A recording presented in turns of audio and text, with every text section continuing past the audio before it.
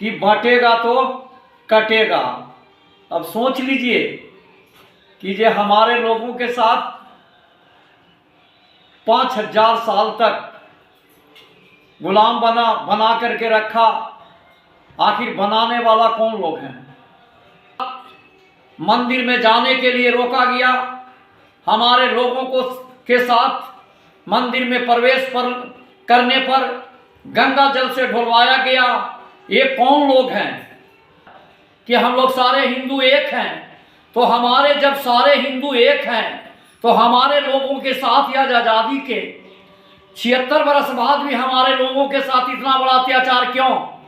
सिर्फ मात्र है जो कि वोट लेने के लिए हिंदू बनाया जाता है, और जब वोट से जैसी निकलता है तो उसको लतियाने का काम करता है। इसके लेकर के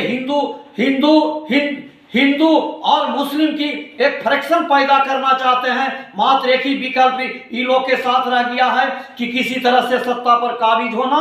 और आज का जो परिस्थिति है, खास करके आप देखिएगा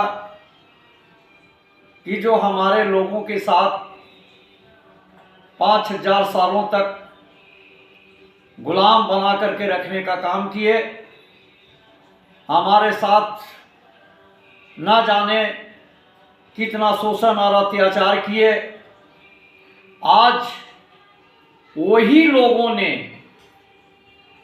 जो आज हिंदू की बात करते हैं, हिंदुत्व की बात करते हैं और एक नारा भी देते हैं कि बांटेगा तो कटेगा। अब सोच लीजिए कि जे हमारे लोगों के साथ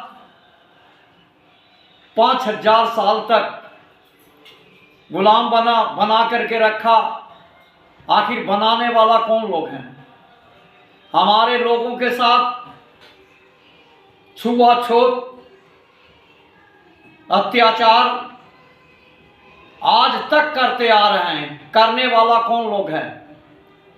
हमारे लोगों के साथ जात पात में विभेद बांटने का काम किए, वो बांटने वाला कौन लोग हैं? हमारे लोगों के साथ गंदी तालाब में पानी पीने पर मजबूर किए, आखिर मजबूर करने वाले कौन लोग हैं? हमारे लोगों के साथ मंदिर में जाने के लिए रोका गया, हमारे लोगों के साथ मंदिर में प्रवेश करने पर गंगा जल से ढुलवाया गया। ये कौन लोग हैं? हमारे लोगों के साथ रूढ़िवादी परंपरा के तहत हमारे लोगों के साथ घोर अन्याय किया। हमारे लोगों के साथ सती प्रथा लाने का काम किए, हमारे लोगों के साथ मुजुट्ठी प्रथा लाने का काम किए, हमारे लोगों के साथ स्तनकर प्रथा लाने का काम किए, हमारे लोगों के साथ गंगा दान प्रथा लाने का काम किए। तो इन सारे रूढ़िवादी परंपरा के साथ हमारे लोगों के साथ जितना बड़ा शोषण किया गया है, आखिर इसको लाने वाले कौन लोग हैं?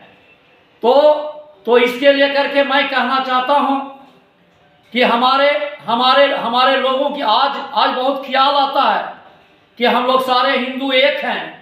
तो हमारे जब सारे हिंदू एक हैं तो हमारे लोगों के साथ या आज़ादी के 76 वर्ष बाद भी हमारे लोगों के साथ इतना बड़ा अत्याचार क्यों? इसके लेकर के मैं कहना चाहता हूं तमाम बहुजन भाइयों को कि इसकी झांसे में नहीं आवे, और हमारे साथ इतना बड़ा आज जो क्रूरता व्यवहार किया जा रहा है। कहीं पर हमारे लोग आज घोड़ी पर चढ़ते हैं तो उनको है जो कि मारा जाता है। कहीं हमारे लोग बारात लेकर के जब जाते हैं उनकी गली में तो उनको है जो कि मारा जाता है। हमारे लोगों के साथ मोछ रखने पर उनकी हत्या किया जाता है। हमारे लोगों के साथ अच्छे कपड़ा पहनते हैं उस पर है जो कि उसकी पेट में दर्द होता है। हमारे लोगों के साथ अच्छे गाड़ी बंगला महल है तो उसमें भी उसकी पेट में दर्द होता है। तो इसके लेकर के आज हिंदुत्व की बात करते हैं। हिंदू हिंदू शब्द किसने बनाया? आखिर हिंदू का अर्थ क्या होता है?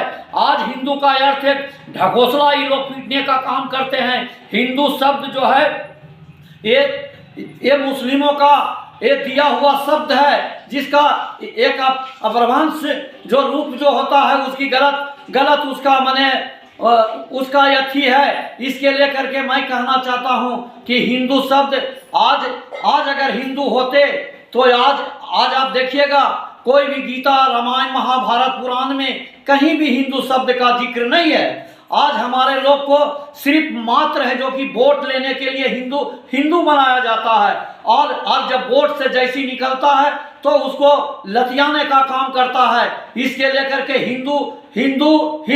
हिंदू और मुस्लिम की एक फ्रैक्शन पैदा करना चाहते हैं। मात्र एक ही विकल्प इन लोग के साथ रह गया है कि किसी तरह से सत्ता पर काबिज होना और इन लोग के साथ है जो कि शोषण अत्याचार करना, दूसरा कुछ नहीं है। इसके लेकर के हम लोग तमाम बहुजन भाइयों को एकजुट होने की आवश्यकता है और बाबा साहब की मिशन पर चलने की आवश्यकता है। बाबा साहब ने अपनी पुस्तक में सारी बात को लिखे हैं और बाबा साहब की पुस्तक को पढ़ने की आवश्यकता है और बाबा साहब की सिद्धांत पर चलने की आवश्यकता है। इसी लेकर के बाबा साहब ने सारे धर्मों का विश्लेषण कैला के बाद उन्होंने एक बौद्ध धर्म अपनाए और बौद्ध धर्म अपना करके उन्होंने उसमें देखे कि हमारे लोग इसमें जाएंगे, कहीं कोई जात पात, कहीं कोई भेदभाव, कहीं कोई ऊंच नीच, किसी तरह से कोई विडंबना नहीं है।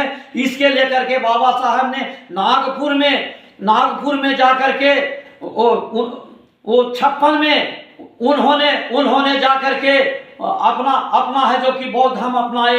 इसके लेकर के मैं कहना चाहता हूं कि तमाम लोगों को एक बाबा साहब की मिशन पर चलने की आवश्यकता है और बाबा साहब का ही सिद्धांत पर चलें, जिससे आने वाला पीढ़ी आपका सुनहरा होगा, नहीं तो आने वाला पीढ़ी आपका गुलाम होगा। जिस तरह से इन लोग की रवैया है, हिंदू के नाम पर आपके साथ शोषण है। इसके लेकर के आप तमाम लोग एकजुट होवे और बाबा साहब की मिशन पर चलने का संकल्प लें। मैं अनिल पासवान, डॉक्टर भीमराव अंबेडकर संघर्ष विचार मंच राष्ट्रीय अध्यक्ष।